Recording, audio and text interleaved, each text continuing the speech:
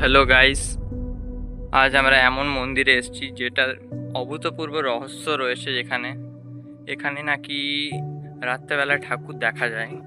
এমন কিছু অভূতপূর্ব, জানি না এটা আদৌ কি সত্যি কি মিথ্যা, কিন্তু এখানে সেবাশ্রমের মধ্যে এটা সবাই আলোচনা করে। তো দেখতেই পাচ্ছ, চলো আগে এর রহস্য দেখা যাক। আমরা তো তোমাদেরকে শোনাচ্ছি আগে গিয়ে। চলো এসব ভেতরে দেখা যাক কি আছে না আছে। এটা ফ্রন্ট গেট এই মন্দিরের। আশেপাশে দেখতেই পাচ্ছ কিরকম পরিবেশ এখানকার।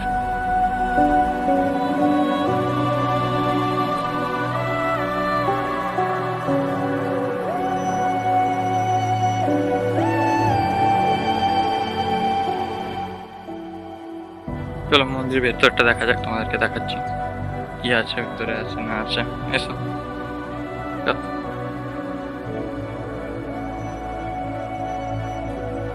তো মহাপ্রভু দেখতেই পাচ্ছ।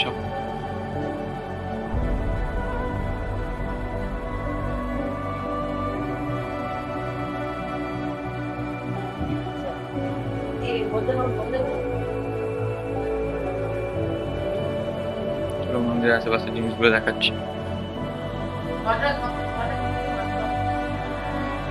এটা মন্দিরের যে 7 পাক নিতে হয়, ওই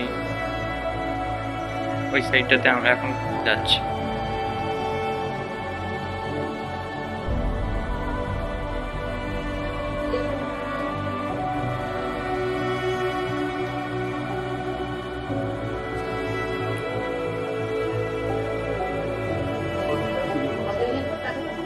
মন্দিরে মোটামুটি 21 বছর। তোমার একটা কথা আর পুজো করেছো? আমার আগে আর কেউ বলতে পারে না। তো এই মন্দিরটা মানে কত সালে প্রতিষ্ঠা হয়েছিল? এখন কেউ যদি আজ থেকে 21 বছর পূর্বে, হ্যাঁ, আজ থেকে 21 বছর পূর্বে ধরে নাও, তখন ওই 2000 কত 2003 চলছিল মনে হয়। 2003 মন্দির আমাদের প্রতিষ্ঠা হয়েছে। তখন থেকে মহা সমারোহে এই মন্দির চলছে। নাম গান, কীর্তন গান, তারপর বিভিন্ন মানে মানে একটা নিত্যানন্দ ত্রয়োদশী আমাদের হয় জন্ম উৎসব।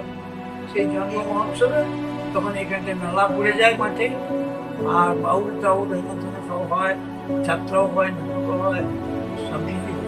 এই নিয়ে মহাসমারোহে আমাদের এই মন্দির করছে।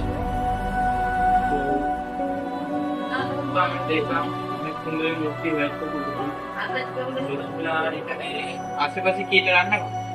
যে ভোগ মন্দির রয়েছে, পাশে ভোগ মন্দির রয়েছে, তার পাশে ভোজনালয় রয়েছে, মানে যেখানে বসে কোনো ভক্ত প্রসাদ পাবে আর কি, সেখানটা রয়েছে। তাদের বাথরুম, বাথরুম, আর এই মন্দিরের সৌজন্যে মানে গাছপালা ইত্যাদি ইত্যাদি এগুলো সব আছে। গোয়াল ঘর রয়েছে, যাতে করে ঠাকুরের এই দুটো ভোগ রয়েছে। তো মন্দিরের গেট সকালবেলা কম সকাল করে 7টায় খোলা হয়, 7 বন্ধ হয়ে যায়।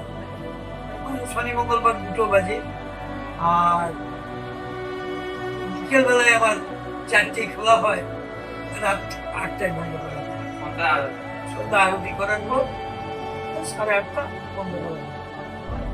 অনেক লোক আসে, নাম গান হয় সন্ধ্যাবেলায়। হ্যাঁ, এই হলো কি সপ্তাহে খোলা থাকে মন্দিরটা প্রতিদিনই? প্রতিদিনই মন্দির খোলা থাকে, কিন্তু শনি মঙ্গলবার আমাদের ওই লোকজন ভক্তদের সমাগম হয়। যার জন্য শনি মঙ্গলবার গুরুর পাশে একটা রুমে বসে এবং তাদের সবকিছু সহন করবার চেষ্টা করেন। তো দাদুর সাথে কথা বলে আমাদের ভালো লাগলো। তো দাদু, তোমার পরিচয় একটু দিয়ে দাও। আমার পরিচয় হচ্ছে, এখানে আমি পূজারি এবং বাইরেও যাই, পুরোহিত, কালী পণ্ডিত আমার নাম। হ্যাঁ, তো বাইরেও যাই বিভিন্ন জায়গায়, চণ্ডীপাঠ, গীতা পাঠ, বিয়ে, বইতে ভোজনা, শান্তি সৎসেন সবই করে থাকি। এই গ্রামেই বাড়ি। এই মন্দির লোকেশনটা একটু বলবে তুমি? মন্দিরটা অ্যাকচুয়ালি কোন জায়গায় লোকেশনের মধ্যে পড়ছে? মন্দিরটা পড়ছে গ্রামের প্রান্তে, গ্রামের এক প্রান্তে, পূর্ব প্রান্তে। গ্রাম থেকে পূর্ব প্রান্তে মন্দিরটা পড়েছে। নাম কেন্দা, কেন্দা, কেন্দ্র। এই যে দাদুর সাথে কথা বলে ভালো লাগলো। তো চলো আগে তোমাদের মন্দিরটা দর্শন করাই এখন আমরা।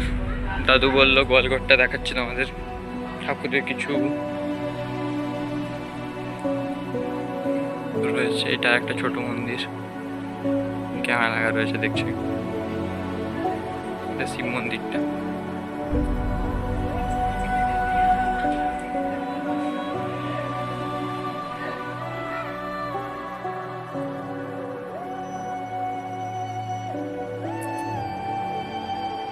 তো এটা রয়েছে গোয়ালঘর, ঠাকুরের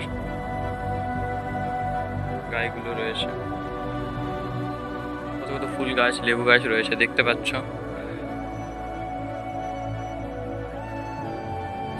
এটা মন্দিরের ব্যাক সাইডটা, কোন সাইডটা আগে দেখাচ্ছে, এখানে রান্না হয় এখানটাতে, প্রসাদ প্রভুর। তো অ্যাকচুয়ালি এটা রাধাকৃষ্ণ মন্দির।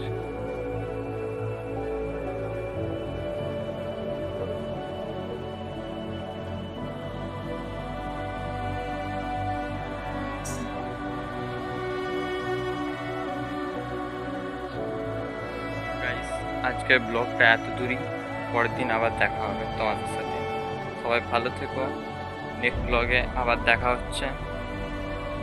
আর সাবস্ক্রাইব করতে কিন্তু ভুলো না, একদম সাবস্ক্রাইব করবেই।